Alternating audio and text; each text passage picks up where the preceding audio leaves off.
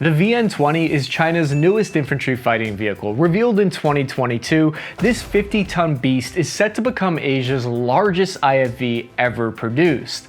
The VN-20 claims to just bend every other nation's tiny puny IFV over its knee and give it a couple of spanks. But if that's really the case, what's up with some of these weird design choices, like these giant machine guns placed directly next to my face at the exit ramp? The VN-20 is a unique armored combat vehicle that would play a major role in any potential invasion of Taiwan, but it's not without its fair share of limitations and development challenges.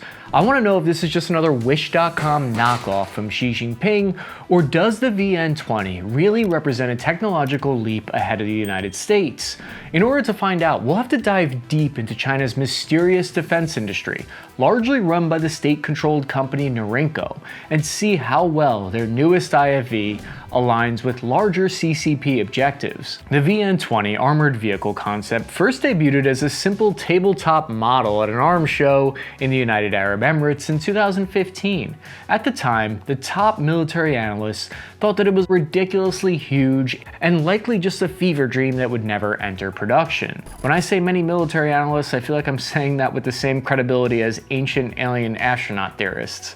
Then, fast forward to the prestigious air show China 2022, a gigantic real-life VN-20 prototype was really built, proving the naysayers wrong. But wait, why does this monstrosity look more like a main battle tank than an infantry fighting vehicle? That's because the VN-20 is built on top of the existing Chinese VT-4 main battle tank chassis or hull, so it's really like an unholy combination of a tank and an infantry carrier. The VT-4 was built for foreign sales in 2014 and is already popular in Nigeria, Pakistan, and Thailand, so it's somewhat proven foundation that we're building on here. However, the really interesting thing to note is that the VT-4 chassis was built to support this 52-ton tank. It has a powertrain consisting of 6 large dual rubber-tired road wheels. This meant that fitting the chassis of the VN-20 would give the IFV the frame and power needed to hold heavier armor and weapons than normal. To put this into Barney-style context that even I can comprehend, modern infantry fighting vehicles of the past 4 decades usually range from merely 18.7 tons like the Russian BMP-3 up to the modest 43 tons of the German Puma IFV. However, the VN-20 from China stands in a weight class all of its own. At 50 tons, the VN-20 is one of, if not the heaviest infantry fighting vehicles in the entire world. I mean, just look at this image from a scale of a human standing next to the gigantic, towering creature. Us short kings would need a booster seat and a step ladder just to get into it. But what do you really get in return for all of the extra LBs?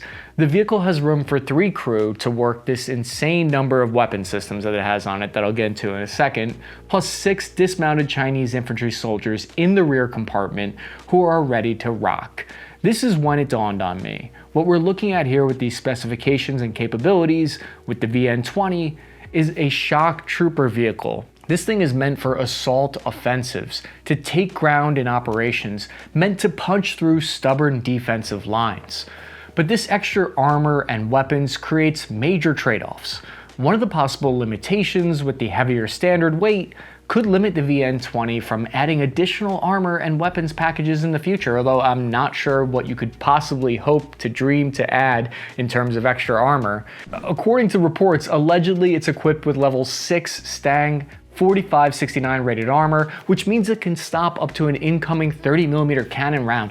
If this sounds familiar, it should, because China is not the first country to attempt this strategy. But before we get into that, this video is sponsored by Aura. Aura offers identity theft and fraud protection for your finances, personal info, and family. In the past, I've personally dealt with scammers trying to get access to my accounts, and it can be a difficult thing to handle. People who are active on social media are 30% more likely to have their details stolen compared to other people. Nobody should have to go through with that. Aura Identity Theft Protection Services make it easy to understand, simple to set up, and gives you all the tools that you need in one place. They offer multiple different plans, allowing you to choose what's right for you. Their services include online account breach alerts, the ability to instantly lock your credit to protect your finances, plus 24/7 US-based support. With Aura, you can get a privacy assistant, antivirus, VPN, and much more. You can get set up with an account in just 3 easy steps. Click the link in the description below for a limited time offer to try a 14-day free trial of Aura. They have proactive protection that does more to keep you safe online. It reminds me a lot of Israel's Namir IFV, which is a retrofitted tank chassis, just gutted and given extra room for a squad of infantry in the hull. It works when the engine compartment is up front usually. Except with the Israelis' Namir, to my knowledge, it never attempted to mount a 100mm cannon, let alone a coaxial 30mm autocannon as well. According to the online publication 21st Century Asian Arms Race, it's called a multi-role heavy-duty infantry fighting vehicle for good reason. The tracked VN-20 from China is built with 7 separate armaments attached to it. Most Western IFVs, for context, only have 3 or 4 weapon systems maybe. But okay, we're going for broke here. One of the strange things to note is that it has 2 remote-controlled heavy machine guns on the very rear and 2 HJ-12E anti-tank missile launcher systems on both sides of the hull. There's a 100mm main gun and a coaxial 30mm cannon on the cannon. That's right, even the VN-20's cannon has a freaking cannon attached to it. Cannons on cannons, it's cannons all the way down. This feels like the design team just saying, do you think we can get away with this? But the 100mm cannon would be a necessity for dislodging enemy troops hiding in cover or trenches. We've seen one of the only effective tools for defeating trenches and soldiers that are in there is large cannons instead of the smaller autocannons. Any Chinese military invading force in Taiwan would face an extensive network of pre-existing trenches that have been hardened and defensively built up. According to sources, the VN-20 can climb a 60% slope, overcome vertical obstacles up to 1.2 meters, and cross a 2.7 meter long trench.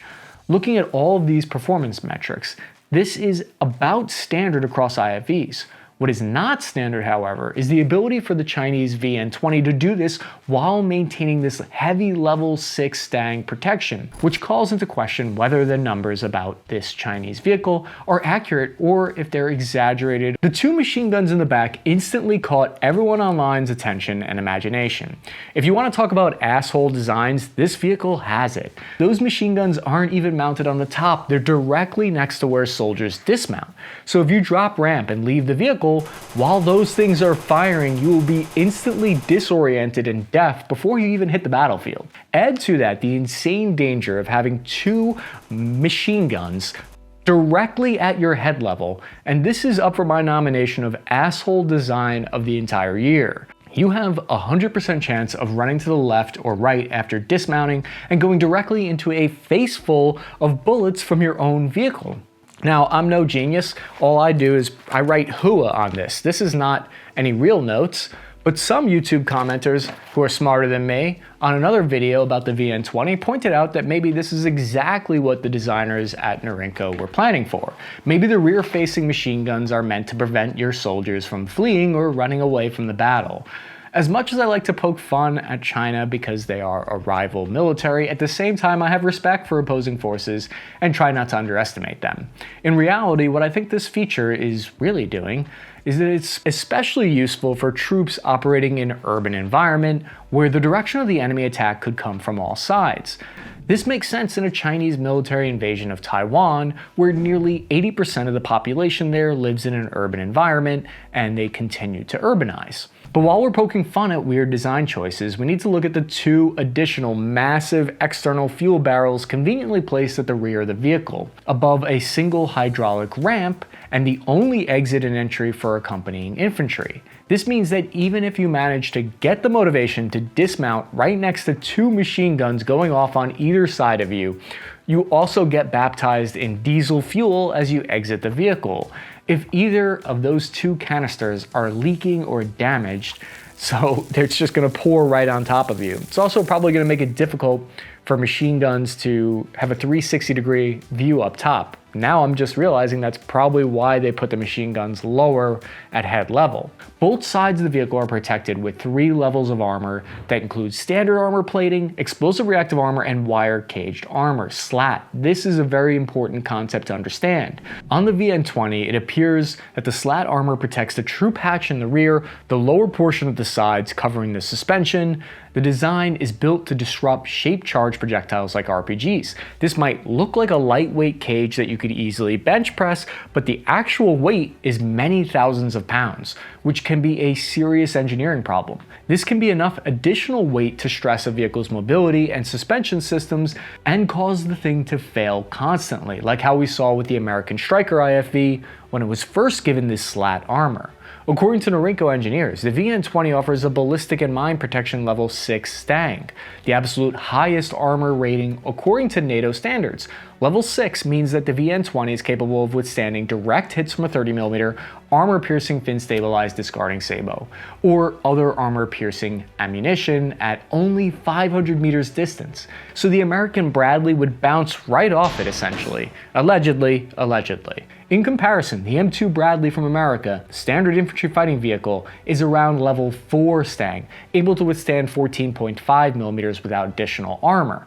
So what I'm saying here is that this VN20 is a proof of concept demonstration. It's just so the Chinese can shout to the world that they have an IFV that can stop a 30mm cannon. I think if you put this in the field, it would struggle to go through mud and it would have trouble to realistically operate. So we know from experiences that the similar Israeli IFV vehicle, one of the main drawbacks, very costly to logistically fly it halfway across the world. That's why the United States passed up on it. But big but, large buts here, if you're only planning on defending your nation's borders, or if you're only planning on fighting against a nation no further than a few hundred miles away, then this might be the perfect fit for your tactics. The VN20 would likely not fare well in austere locations like the Ladakh region in China, where military disputes on the border between Chinese and Indian-controlled territory take place over desolate and freezing mountain ranges. I want to know who in the world had the unmitigated power to create something as insane as the V20. What kind of unchecked madness is at work here? Who has complete control to the point where they can do basically whatever they want without competing with other companies or dealing with pesky things like focus groups and pooling of opinions? This is where the fellas at Norrinco in China come in. I'm talking about the top arms exporter in China and the top weapons supplier to the Chinese military. Norrinco was founded in 1980 and has a headquarters in Beijing. Today they do about $71 billion in revenue each year. That's a little more than the US defense companies Raytheon or Lockheed Martin. If you consider $4 billion a little, I don't. That's a lot. Norrinco is owned by what's called the SASAC, or the State-Owned Assets Supervision and Administration Commission of the State Council. That sounds like fun. Norrinco does not have to compete with a dozen other Chinese companies with their designs. What they say goes. This gives them both huge advantages when it comes to getting their way and trying new experimental ideas, and huge disadvantages when it comes to having to innovate in the face of competition. Politico recently caught China's Norrinco transferring or smuggling over 1,000 assault rifles and body armor to the Russian military while claiming they were just sending those weapons to Russia for hunting. Ain't nobody hunting Russian bears in the Siberian wilderness at that rate. Norrinco's decision to mount an IFV on a tank chassis is not a new concept for the company itself. In 2017, Norrinco unveiled the VN17 infantry fighting vehicle, which was built on top of the VT5 tank chassis. Some say the VN20 is the pinnacle of Norrinco's efforts at a heavy combat vehicle. It's marketed as a heavy-duty IFV that combines every role in a single platform. It's kind of wild how fast Norrinco is able to produce new experimental armored vehicles. And I have serious suspicions that the Norrinco VN20 is more akin to an advertising proof of concept than an actual serious idea, which I'm kind of playing into right now by giving them more attention. I could be wrong, but I think evidence suggests that this Norrinco is flexing and trying to get some press for their arms exports more than this being some kind of likely vehicle that we'll ever see in large operational numbers in the PLA. It's so outrageous that it's meant to get us to talk about it. It's designed to make us stop and wonder what the f is going on here. This leaves Norrinco to look to foreign sales. However, primary customers of Chinese military equipment are typically poor both in GDP and in human rights records. As China modernizes, its equipment becomes more expensive, and this could price out many of its customer base.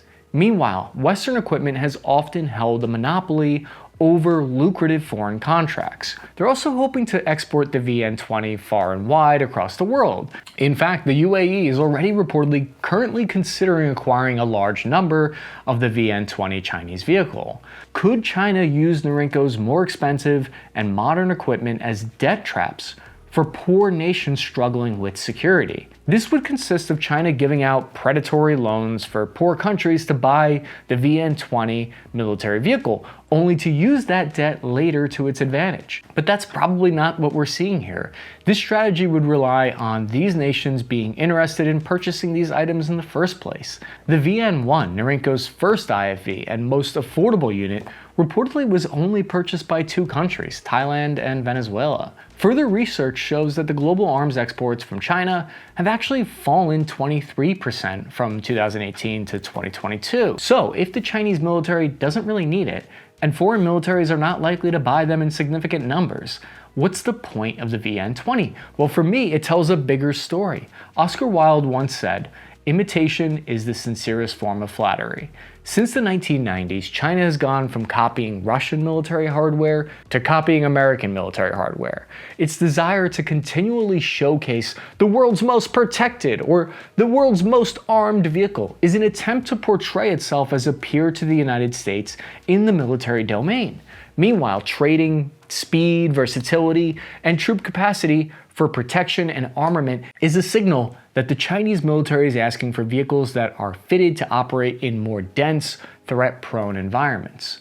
But what is interesting to observe is how much the old vehicles resemble the Russian BMP, with some calling the ZBD-86 a Chinese copy of the BMP-1. This blatant copying goes back before the fall of the Soviet Union, when Russia was considered the greatest military threat to China. Now that times have changed, it's interesting to see the shift in corporate theft and espionage, with modern Chinese military vehicles closely resembling American defense products. So, Norrinco is trying to make this advertisement for their fancy weapon systems. But why do I think Norrinco cannot match Western IFVs? It comes down to what's called precision manufacturing. Western companies are starting to use advanced next-generation procedures like additive manufacturing, which is essentially 3D metal printing that allows Western armored vehicles to be created in unique, high-precision ways. China has always historically had a problem with high precision manufacturing. We know this. These problems specifically have to do with domestically produced high precision military equipment. This is why 71% of China's engines and aircrafts were imported, accounting for $6.3 billion in arms imports to China between 2015 and 2019. I've recently been learning about the United States National Institute of Standards and Technology, and there's an OCD level of obsession in American manufacturing when it comes to precision. Like precision down to 10 nanometers. To put that into context, I was watching a video by Machine Thinking. It's a great YouTube channel that I suggest you check out, where they point out that this is a level where your fingernails have already grown 10 nanometers by the time I'm done saying this sentence. That's how small we're talking about, the level of precision. China and Russia would need this level of accuracy to build the kinds of defense thermal imaging and missile systems that Western defense industry produces at large scale. Curious to know what you guys think of this hypothesis, but I think that's what's happening here. This lack of precision, high-end technology means that China is the world's 5th largest arms importer, and they still rely on getting a lot of high-end, difficult-to-create technology from Russia, which, as we know, cannot rival the United States in production yet. So I think the VN20 is a little bit compensating with size for what it likely cannot deliver in terms of thermal imaging, missile accuracy, and GPS technology that the West has an edge on. So, how does the VN20 handle enemy armored threats? The anti-tank guided missile launcher on the VN-20 appears to be a variant of Norinco's HJ-12E. This was produced in 2014 and has an alleged max effective range of 4,000 meters in daytime and 2,000 meters at night. According to military watchdogs, the HJ-12's munition follows a top attack pattern where it shoots out of its container before accelerating at a steep angle as it approaches its target. As an anti-armor munition, the HJ-12 detonates over the roof or the turret of a vehicle and impairs the occupants or detonates the ammunition magazine. Aside from tanks, the missile is a capable anti-fortification weapon or bunker buster. The appeal of the HJ-12 for the airborne is probably its fire and forget targeting that should be an improvement over the line of sight guidance with older anti-tank missile launchers like the HJ-8 from China. Finally, as an added layer of protection, the VN-20 IFV has 3 smoke grenade launchers on either side of its turret that send out enough smoke to make even the heaviest vapor in your unit blush. This is useful for providing concealment during onloading and offloading infantry. However, this is half that of the previous VN-17 that held 6 smoke launchers on each side. When we look at the crew, there's a permanent crew appears to be 2 to 3 personnel. You got your driver, commander, and gunner, classic, who is optional depending on the variant. The promotional video of the VN-20 shows a 2-man hatch on the turret with the driver's seat underneath. Meanwhile, the airshow variant shows 2 seats where the driver is seated on the left and the vehicle commander seated on the right. The driver and commander hatches also appear to have greater visibility with larger periscope view ports than the previous VN-17. The VN-20 is measured at a length of 7 meters, width of 3.5 meters, and height of 2.4 meters. The vehicle is constructed in a standard fashion for IFVs produced by Norrinco and is divided into 3 main parts. The IFV is powered by a 1,300 horsepower diesel engine with a maximum reported speed of 70 kilometers per hour, about 44 miles per hour, with a 500 kilometer or 311 miles range, not including external fuel cans. The engine for the VN-20 is reported to be a domestically produced turbocharged diesel engine. There is no name available for the creature that powers this beast. All we can gather from open source intelligence, which is very limited in China, is that it's often called the Type 150 engine, and some sources claim that it's a modified version of the British Perkins CV-12 1200 TCA. Military analysts have concluded that Norrinco products have entered a pattern where the output of China's state-owned conglomerate exceeds the armed forces' own plans for either augmenting or replacing their current equipment. An uncertain future for the VN-20 for sure. Come on down to the FUBAR Grill, where you could get f***ed up beyond all recognition. We designed this t-shirt especially for the first 1,000,000 subscribers in the Spare Parts Army. That's you. If you guys want it, you can go to the YouTube store just below the video and click the link for the FUBAR Grill t-shirt.